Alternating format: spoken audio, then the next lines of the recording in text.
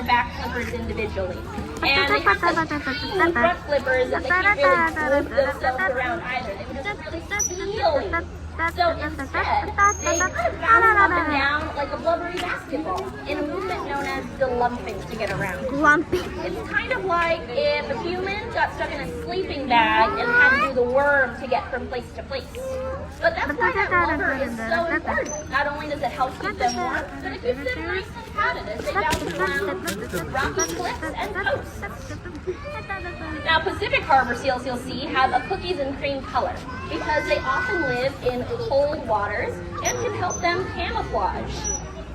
They're often seen swimming underwater and even getting into scuba divers' business.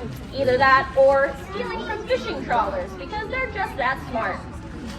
During the training sessions you're watching here, you get to see our California sea lions and Pacific harbor seals use their smarts for their own welfare.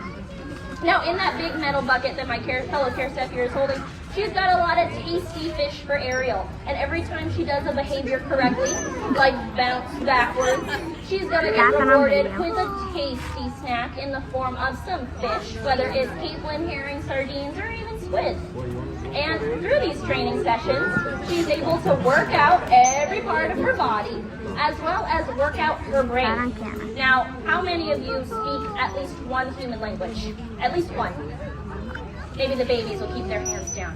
But she doesn't know any human languages either. Not English, Spanish, French, German, sign language, none of it. But what she does understand is when she does a certain behavior and she gets a snack for it, it makes her more likely to do that behavior the next time. Now look at that, that's called a banana pose. It is when they are gonna sit on the coast and the tide comes in. They don't wanna get their fur wet. So they hit the banana pose to keep nice and dry. Although in Ariel's case, it's more of a donut pose. Now that's part of that physical exercise, making sure that as a healthy seal, she is able to move around as so, whether it's maneuvering her flippers, moving her body, or even bouncing blubbery up and down the cliff. This part is really important too. Now our community here has built a relationship based off mutual trust and respect.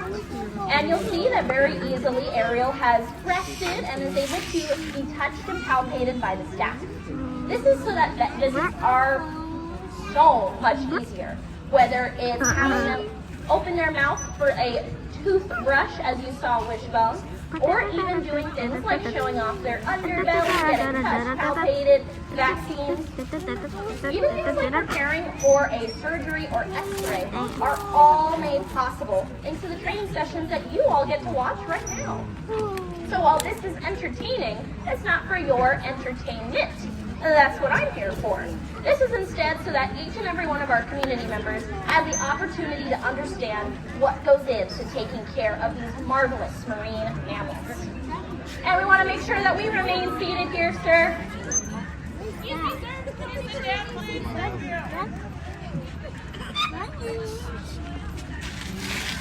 Perfect. Now these training sessions, while incredibly important for our animals, are also completely voluntary. Meaning if they decide that they're going to roll away and not do the training, they can absolutely do so.